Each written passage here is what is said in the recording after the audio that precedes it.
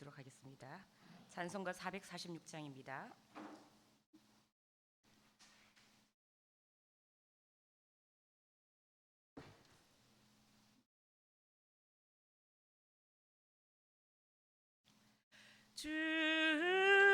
줌성 외에는 더 기쁨 없도다.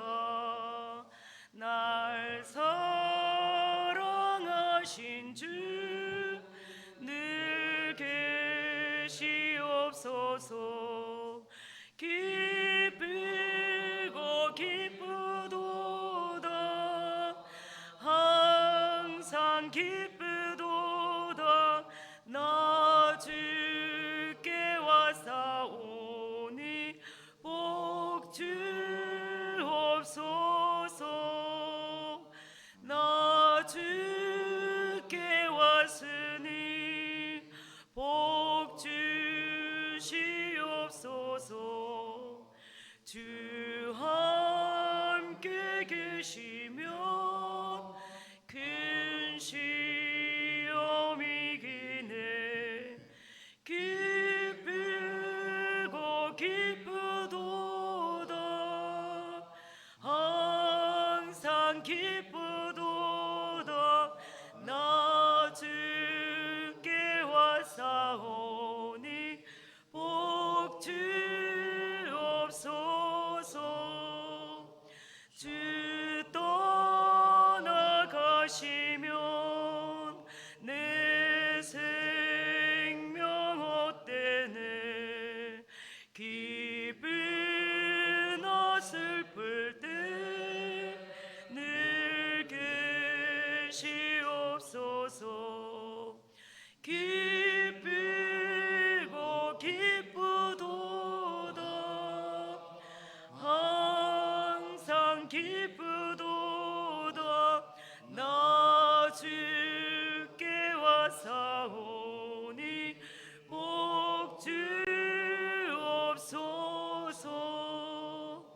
그 귀한 언약을 이루어 주시고 주 명령 따를 때 늘 계시옵소서. 기쁘고 기쁘도다. 항상 기쁘도다. 나 주께 왔사오니 복 주옵소서. 아멘. 신앙 고백 드리겠습니다. 나는 전능하신 아버지 하나님 천지의 창조주를 믿습니다. 나는 그의 유일하신 아들 우리 주 예수 그리스도를 믿습니다. 그는 성령으로 잉태되어 동정녀 마리아에게서 나시고 본디오 빌라도에게 고난을 받아 십자가에 못 박혀 죽으시고 장사된 지 사흘 만에 죽은 자 가운데서 다시 살아나셨으며 하늘에 오르시어 전능하신 아버지 하나님 우편에 앉아 계시다가 거기로부터 살아있는 자와 죽은 자를 심판하러 오십니다.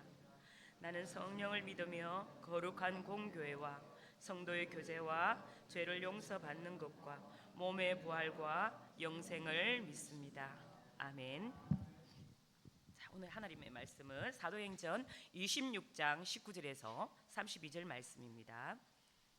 사도행전 26장 19절에서 32절 말씀입니다. 한 절씩 교독하도록 하겠습니다.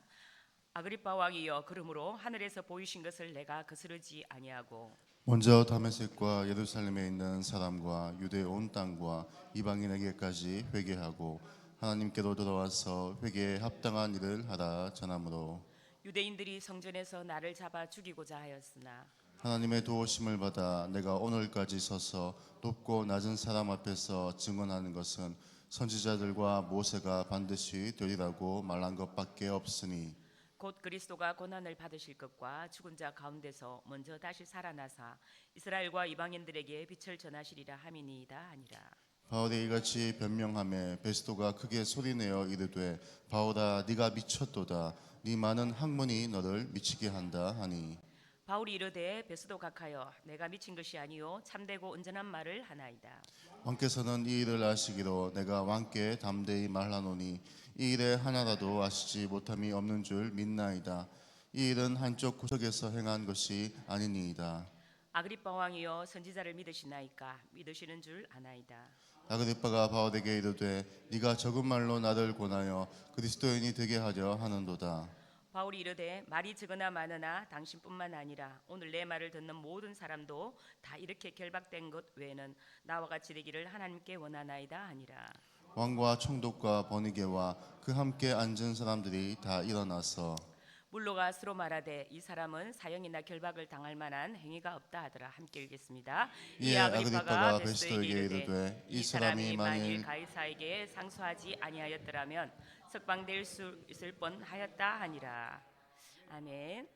자, 오늘 본문의 배경은 주후 60년경 3차에 걸쳐 이렇게 소아시아와 그리스도 여러 도시에서 복음을 전한 바울이 예루살렘에서 유대인의 소동에 휘말려서 가이사라에 구금된 지 이제 한 2년이 지났을 때쯤입니다.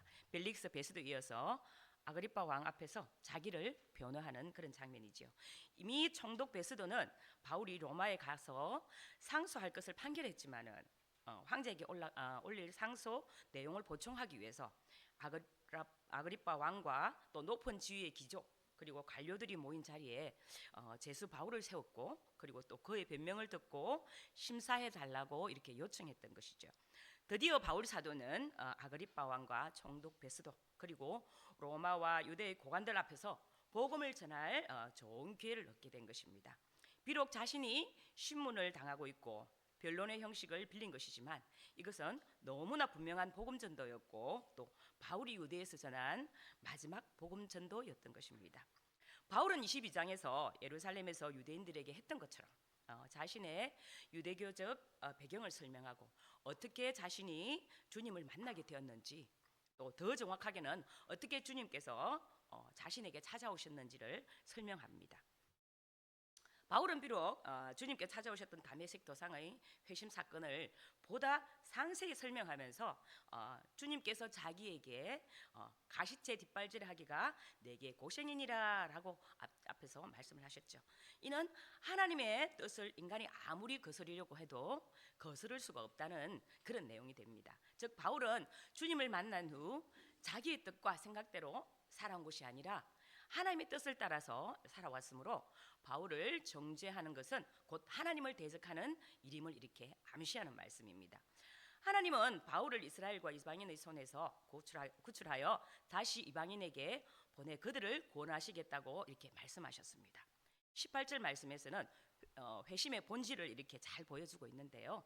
회심은 눈을 뜨는 것이며 어둠에서 빛으로 그리고 사단의 권세에서 하나님께로 또 인생의 모든 방향을 전환하는 것이 회심이라고 이렇게 이야기합니다. 그리고 제사함을 얻고 하나님을 믿는 모든 무리들 가운데 기업을 얻는 것을 이렇게 회심이라고 이렇게 이야기합니다. 바울은 하나님의 소명에 대해서 거스르지 않고 심지어 또 죽음의 위기 앞에서도 회개를 외치고 자신이 해야 할 복음의 전파 사명을 최선을 다해서 감당을 이렇게 하였던 것이죠. 때로는 돌로 맞을 죽을 뻔하였고 또 자신을 잡으려고 하는 사람들로부터 도망 다니는 신세가 되기도 하였습니다. 그리고 이제 죄인으로 잡혀서 로마로 압송되기 위해서 기다리는 고립된 상황 가운데 처해 있지만 그는 어떤 상황에 처해 있더라도 예수님을 만난 이후 한결같이 최선을 다해서 오늘 본문의 22절과 23절의 말씀을 실천해 옮기며 살았던 것입니다. 선지자들과 모세가 장차 되어질 것이라고 이야기한 것 바로 구약 성경에서 이야기하고 있는 예수 그리스도가 고난 받으실 것과 죽으자 가운데서 먼저 다시 살아나셔서 이스라엘과 이방인들에게 빛을 전하시리라 한 이것을 바울은 죽도록 충성하며 이루어 갔던 것이죠. 바울이 너무나 당당하고 담대하게 예수 그리스도를 선포하자 그것에 놀란 것은 총독 베스도였습니다. 원래 그가 이 모임을 마련한 목적이 있었는데요. 자기보다 유대의 사정을 훨씬 더 잘 아는 아그리빠 왕을 통하여서 바울을 죄인으로 황제에게 보낼 제목을 찾기 위한 그런 자리였습니다. 그런데 이 재판의 자리가 오히려 예수 그리스도와 그분의 부활을 전하는 설교의 자리의 기회가 되어버렸죠. 또한 전도의 기회가 되어버렸습니다. 이에 베스도가 상당히 당황했습니다. 그래서 황급히 소리를 지르며 바울의 말을 제지하려고 합니다. 24절 말씀에 보면 바울이 이같이 변명하며 베스도가 크게 소리내어 이르되 바울아 내가 미쳤도다. 내 많은 학문이 너를 미치게 한다 하니 이렇게 말씀하죠. 베스도는 바울이 미쳤다고 단정합니다. 죽었던 예수가 다시 살아났다는 것도 말이 안 되는데 그것만으로도 모자라서 다시 살아난 예수를 바울이 직접 만나 대화를 나누었으며 또 그의 명령에 따라서 세상 사람들을 구원하기 위한 그의 종과 정인으로 그동안 살아왔다고 주장하는 이 바울은 베스도가 보기에는 미친 사람임에 틀림없었던 것이죠. 베스도는 총독으로서 바울의 신원에 대해 이미 파악하고 있었어요. 자기가 부임했을 때 감옥에 갇혀 있던 죄수였기 때문에 금방 파악을 할 수가 있었죠. 유대인 최고의 바리새인 율법학자였고 또 가말리엘 문화에서 배운 바울이 구약 성경에 능통한 학자였고 그리고 높은 학문의 소유자라는 사실을 이 베스도는 이미 파악해서 너무 잘 알고 있었습니다. 또 방금 바울은 자신이 증언한 것이 자기 말이 아니라 또 전부 다 구약 성경에 이미 예언된 내용이라고 이렇게 밝힌 바 있습니다. 그래서 베스도 총독은 바울에게 바울아 네가 미쳤구나. 네가 많은 학문이 너를 미치게 하였구나라고 이렇게 말한 것입니다. 베스도는 바울이 구약 성경에 대한 지나친 학문적 열심 때문에 미쳐버렸다고 판단을 했습니다. 그렇지만 바울은 자신의 말은 참되고 온전하다고 이렇게 대답을 합니다. 자기가 미치거나 정신 나간 소리를 하는 것이 아니라는 말이죠. 그러나 또 한편으로는 바울이 무엇인가에 푹 빠져서 몰두한다는 의미에서 미쳤다는 말이 맞는지도 모릅니다. 그는 정말로 예수님에 미친 사람이었습니다. 자신의 죗값을 치르기 위해서 십자가의 제물로 죽으시고 또 3일 만에 부활하심으로 영원한 생명을 주신 예수님이십니다. 특히 주님의 교회를 그토록 박해하고 심지어 사람을 죽는 데까지 몰아간 바울 같은 사람을 부르셔서 구원해 주셨을 뿐만 아니라 또 이 복음을 전하는 사도로서의 사명을 주셨다는 것은 얼마나 엄청난 일인지 모릅니다.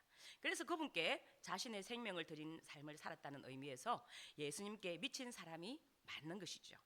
그렇게 날마다 무엇을 하든지 예수님께 미쳐서 살았던 바울은 빌립보 1장 20절에서 이렇게 고백을 합니다. 나의 간절한 기대와 소망을 따라 아무 일에든지 부끄러워하지 아니하고 지금도 전과 같이 온전히 담대하여 살든지 죽든지 내 몸에서 그리스도가 존귀하게 되려 하나니라고 이렇게 이야기를 하고 있습니다. 그리고 3차 전도 여행 때 고린도에서 로마 교회에 보낸 로마서에서 이렇게 또 말씀을 하는데요.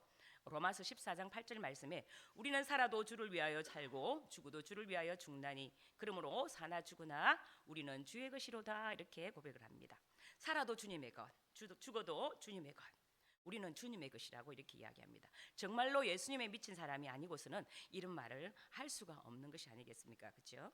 바울은 계속해서 아그리빠 왕까지 대화 속으로 초청하며 계속해서 말을 합니다. 27절 말씀에 아그리빠 왕이여 선지자를 믿으시나이까? 믿으시는 줄 아나이다 이렇게 말합니다. 바울이 아그리빠 왕에게 그렇게 말한 것은 당신이 알고 있는 구약 성경의 예언자들이 예언했던 메시아가 바로 예수 그리스도라고 이렇게 이야기하죠. 이 예수를 믿으십시오라고 이렇게 선포하였던 것입니다. 그러나 아그리빠 왕도 보통 사람이 아닙니다. 바울의 의도를 간파한 이 아그리빠 왕이 이렇게 반응을 보이죠. 28절에 아그리빠가 바울에게 이르니 내가 적은 말로 나를 권하여 그리스도인이 되게 하려 하는도다. 이 말이 별것 아닌 것처럼 보이지만 이 아그리빠도 정말 보통 사람이 아닌 것이죠. 적은 말이라는 말은 헬라어로 번역해 보면 짧은 시간 안에라는 번역할 수가 있는데요. 네가 적은 말로 또는 짧은 시간 안에 나를 권하여 그리스도인이 되게 하려 한다라고 이렇게 아그리빠 왕이 말을 한 것이죠. 아그리빠는 유대 분봉왕으로서 예수 그리스도를 믿는 쪽이든 반대하는 쪽이든 어느 쪽에도 걸려들지 않는 정도로 노련한 정치인답게 여기서 이렇게 말을 한 것이죠. 그래서 바울은 이 청문회를 결론을 이렇게 바울이 내리게 됩니다. 놀랍게도 이 청문회장에서 마지막 결론을 내린 사람은 총독 베스도도 아니고 또 아그리빠 왕도 아니고 제수 바울이었습니다. 29절에 바울이 이르되 말이 적으나 많으나 당신뿐만 아니라 오늘 내 말을 듣는 모든 사람도 다 이렇게 결박된 것 외에는 나와 같이 되기를 하나님께 원하나이다 하니라 이렇게 고백을 하죠. 왕과 총독과 고관들은 이 복음 전가 앞에서, 그리고 사자처럼 담대하게 복음을 전하는 죄수 바울 앞에서 도망치기 시작했습니다. 위험 있게 들어온 그들은 복음 앞에서 도망을 치듯이 물러가면서 바울의 무죄를 인정하게 됩니다. 예수 없는 사람의 인생이 아무리 이 땅에서 화려해 보여도 결국은 죽는 길을 향해서 달려갈 뿐입니다. 그러나 바울은 그런 사람들을 생명의 길로 옮겨주는 역할과 사명을 받은 주님의 사도였습니다. 바울의 마지막 메시지를 끝으로 모든 신문은 끝이 나게 되었습니다. 이제 판결만이 남아있는 상황이었습니다. 베스도와 버니게 그리고 함께 있던 사람들은 모든 의견을 하나로 모아졌습니다. 이 사람은 사형이나 결박을 당할 만한 행위가 없다. 그것이 그들의 실제적인 판결이었습니다. 그리고 아그리파 역시 비슷한 생각이었습니다. 이 사람이 만일 황제에게 상소되지 않았더라면 석방이 되어야 한다. 이렇게 이야기하죠. 이로써 바울이 죄인이 아님에도 불구하고 죄인의 신분으로 로마행이 결정되었음을 알 수가 있습니다. 자, 그다음에 27장에 가보면 바울이 로마로 가게 되죠. 아그리빠와 버니게와 그의 일행과 베스도 총독과 천부장들과 시의회 의원들 모두 거기서 최고의 권력을 누린 사람들이었습니다. 반면 바울은 너무나 초라한 죄수에 불과하였죠. 그러나 죄수 바울이 그들 앞에서 당당하게 또 담대하게 복음을 선포했고 오히려 권력을 쥐고 또 떵떵거리며 살아가던 그들은 아주 당황하는 모습을 우리는 보게 됩니다. 바울은 자신의 생사권을 쥐고 있는 사람들 앞에서 어떻게 이렇게 당당하게 나갈 수가 있었을까요? 그것은 그들이 물론 죽일 수는 있었어도 나의 영혼을 죽일 수 없는 사람들이라는 것을 너무나 잘 알고 있었기 때문입니다. 바로 예수님께서 하신 그 말씀을 그는 이렇게 기억을 하고 있었기 때문이죠. 그래서 진짜 생명의 주인이신 예수 그리스도가 원하시는 일을 생명 걸고 끝까지 나아간 것이죠. 그랬을 때 하나님께서 너무나 기뻐하셨을 거라는 점을 의심의 여지가 없는 것이죠. 우리도 바로 이러한 삶을 살기를 원합니다. 우리 삶 속에서 매일매일 어떤 일이 벌어지든지 늘 주님을 생각하며 우리의 모든 말과 행동과 우리가 하는 모든 일들을 통하여서 하나님 크게 기뻐하시는 삶, 그래서 주님의 복음이 전파되는 놀라운 축복의 삶이 되기를 간절히 소망합니다. 기도하겠습니다. 하나님 아버지, 귀한 말씀으로 오늘도 하루를 시작하게 하심을 감사합니다. 바울의 모습을 보며 도저히 우리가 닮아갈 수 없는 그런 삶을 살았지만 아버지, 오늘도 우리도 힘을 내어서 말씀 가운데 또 그런 하루를 살아가기를 소망합니다. 아버지, 우리의 삶과 또 우리 행동과 우리 말 속에서 그리스도인의 모습을 나타내게 하시고, 정말 많은 사람들이 세상에 주를 알지 못하는 사람이 저 사람은 진짜 예수 그리스도인이다, 예수에 미쳐 있는 사람이다 라고 말할 수 있는 그런 삶을 살아갈 수 있도록 우리 삶을 붙잡아 주시기를 원합니다. 그렇게 살아낼 수 있도록 우리를 도와주시옵소서. 오늘도 주님께서 우리를 하루를 주셨습니다. 이 하루 가운데서도 주님께서 우리에게 하시고자 하는 일이 있으실 것이고 요구하시는 계획이 계실 줄 압니다. 그 계획을 따라서 순종하며 믿음으로 나아가는 하루가 되게 하여 주시옵소서. 오늘도 주신 말씀 감사드리며 우리 주 예수 그리스도 이름으로 기도드립니다. 아멘. 주기도문으로 마치겠습니다. 하늘에 계신 우리 아버지의 이름을 거룩하게 하시며 아버지의 나라가 오게 하시며 아버지의 뜻이 하늘에서와 같이 땅에서도 이루어지게 하소서. 오늘 우리에게 일용할 양식을 주시고 우리가 우리에게 잘못한 사람을 용서하여 준 것 같이 우리 죄를 용서하여 주시고 우리를 시험에 빠지지 않게 하시고 악에서 구하소서. 나라와 권능과 영광이 영원히 아버지의 것입니다. 아멘. 자, 오늘 수요일을 기도 제목을 말씀드리겠습니다. 성도들의 가정과 직장을 위해서 기도하겠습니다. 2024년 가정마다 하나님의 은혜와 성령의 기름 부으심이 있도록, 또 성도들의 직장과 또 생업에 번창을 주시고 직장 속에 그리스도인으로 승리하며 사는 성도가 되도록, 또 우리 환희들의 치유와 또 회복을 위해서 기도해 주시고요. 또 수요예배 활성화와 말씀을 전하시는 설교자를 위해서 기도해 주시고, 또 우리 이제 여름에 이제 엘림이 지금 쉬고 있는데 엘림의 어르신들이 건강하게 여름을 잘 나실 수 있도록, 그리고 중보기도와 목요선도도 지금 쉬지만 앞으로 더 충전을 해서 또 가락기에 또 이렇게 열심히 주를 위해 기도하고 또 열심히 복음을 전하는 그런 목요선도가 되도록 위해서 기도하겠습니다. 주여 외치고 기도하겠습니다. 주여.